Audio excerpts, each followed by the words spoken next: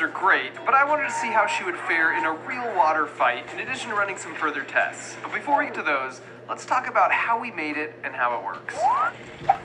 Together with my buddy Bob and his glorious beard, we created a skeleton for the gun. In fact, I won't show it here, but if you want all the gory details on how to construct a large-scale replica like this, he uploaded a full video on his awesome YouTube channel called I Like to Make Stuff. I'll put a link in the video description.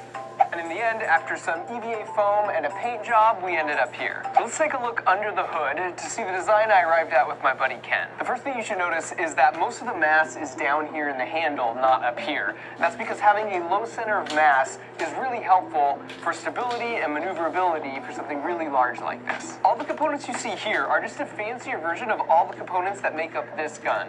It operates on the exact same principles. So let's start by talking about how this one works. And to do that, I figure we might as well ask the actual original inventor of the Super Soaker, one of my personal engineering heroes, Lonnie Johnson. Of course, one of my first questions to him was how he even came up with this idea. I got the idea in 1982. I was at the Jet Propulsion Laboratory working on the Galileo project at the time. In fact, I was doing experiments in my home, in the bathroom.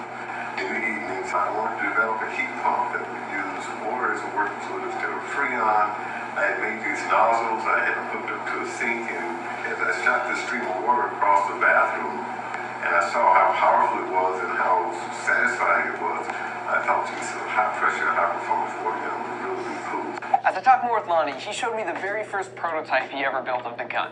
We talked about some of the clever design elements. For example, this tank here that holds the water doubles as the pressure container. So each time you pump, you are forcing more and more air into this spot, which makes it more and more crowded with air molecules, which increases the pressure. And when you pull the trigger, the air is pushing down on the water so hard, the only place it can go is through this tube and out the gun. And so this is why this tube is intentionally bent down like this, because no matter which way you tilt the gun, it's always going to be below the water line, and therefore water will come out and not air. And so now in our case, instead of pumping, we fill this tank up with high pressure nitrogen gas. And then this tank is filled with about 2 gallons of water, and just like the Super Soaker, it has a tube that runs all the way down and is open at the bottom.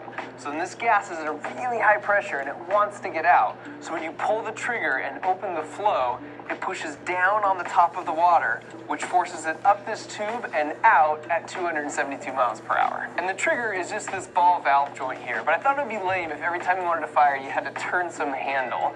So we have a pneumatic piston here that's also powered by the nitrogen, and then we have a solenoid that's connected to some AA batteries back there for power. And so when you push this button, it opens the ball valve and allows water to flow through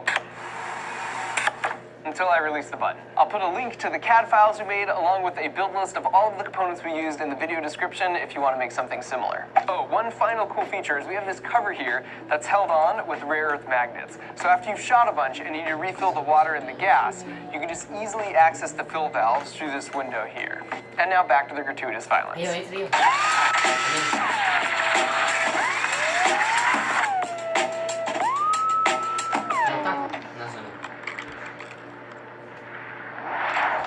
¿Dónde quedó el señor?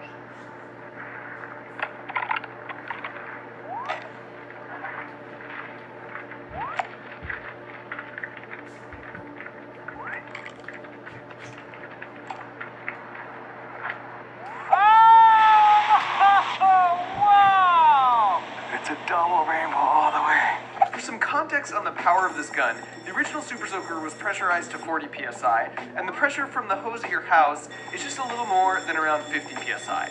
A fire truck hose comes in at around 6 times that at 300 psi. And this beast is 8 times the pressure of a fire truck at 2400 psi, which in hindsight is probably overkill. One final really cool feature of the gun is you can swap out the nozzle depending on what you're shooting. So this nozzle has a really small diameter opening, which leads to a high stream velocity, but lower overall water output. So it's good for cutting or puncturing stuff. Then this nozzle is basically wide open at a 1/4 inch. So it's a little lower velocity, but it's the maximum water output. So it's good for getting things drenched fast or breaking things with force.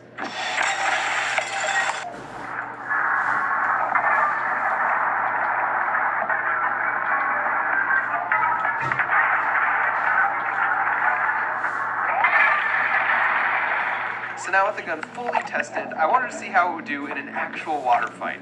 So we got together for a party with some family friends, but to make things fair, we took turns picking guns. But of course I got first pick. Vai do outro lado.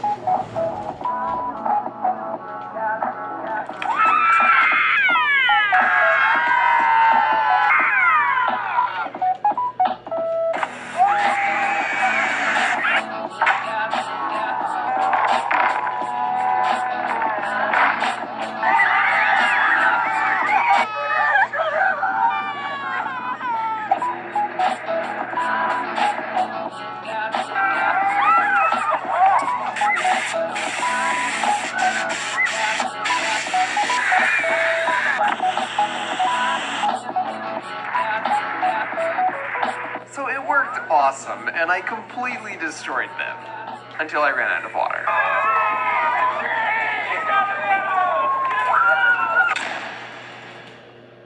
It took us about 6 months to build this Super Soaker, and it wouldn't have been possible without the support of the awesome folks at 23andMe. I just got my results back, and I will share them with you in just a second. If you've never heard of them, they send you this box, and then you spit in this tube, and then you put it back in the mail, and then they analyze the DNA in your chromosomes, hence the name 23andMe, because humans have 23 pairs of chromosomes, and then they tell you all sorts of really interesting stuff about you. So for example, in my case, I learned I am 45% from Britain and Ireland, and amazingly, I'm 3% Jewish. Shalom! I also learned I am more Neanderthal than 96% of all 23andMe customers. They also predict some of your physical traits based on your DNA, which was astonishingly accurate. Except this one was a little suspect.